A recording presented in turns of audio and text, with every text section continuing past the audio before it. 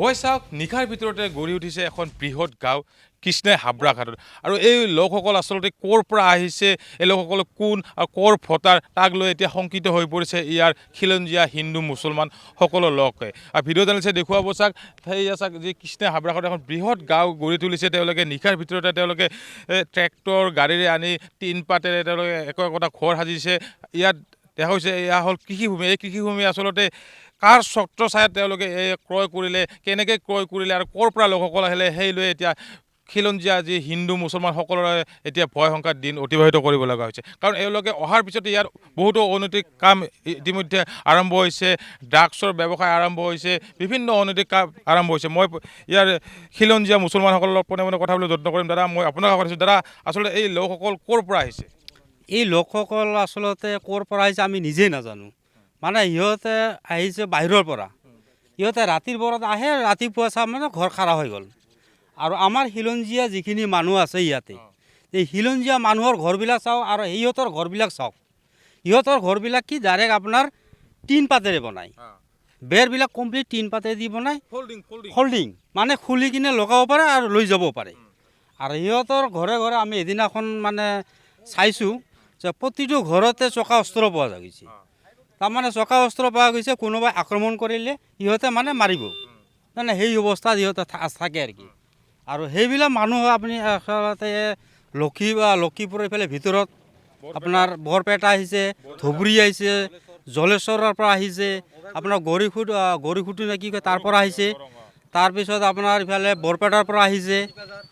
আপোনাৰ চিপাঝাৰৰ পৰা 2 গিৰিমান আহিছে তেনেকুৱা বিভিন্ন ঠাইৰ পৰা সিহঁতে অচিনাকি লোক আৰু সিহঁতৰ ভোটাৰৰ আই কাৰ্ড খুজিলেও সিহঁতে ভোটাৰৰ আই কাৰ্ড দিব নোৱাৰে তাৰমানে সিহঁতে সন্দেহজনক নাগৰিক যে আমি জানো যে মানে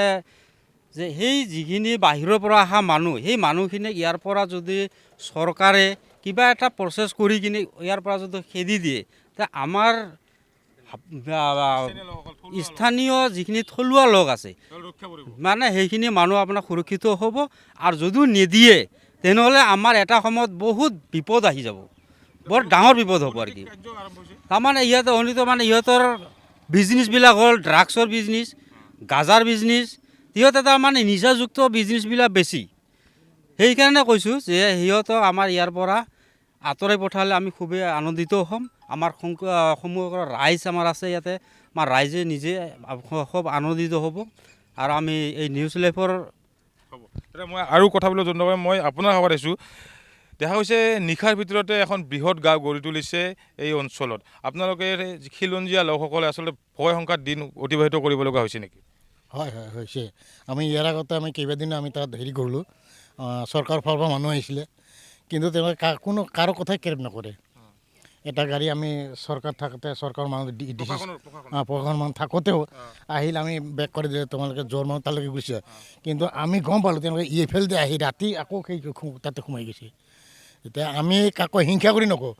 আমাৰ নিৰাপত্তা লাগে আমি ইয়াত যে চবেই মিলিজুলি থাকিব পাৰোঁ আমাৰ হিন্দু মুছলমান কিন্তু বাহিৰৰ মানুহ আমি হেৰিটো নিবিচাৰোঁ আশ্ৰয় নিদিওঁ আমি নিবিচাৰোঁ তেওঁলোকে নিবিচাৰোঁ সেই কথা আচলতে এয়া মাটিসমূহ ধন্যবাদ জ্ঞাপন কৰিছোঁ আপোনাক এই মুহূৰ্তত বিশ্বজিৎ দাস।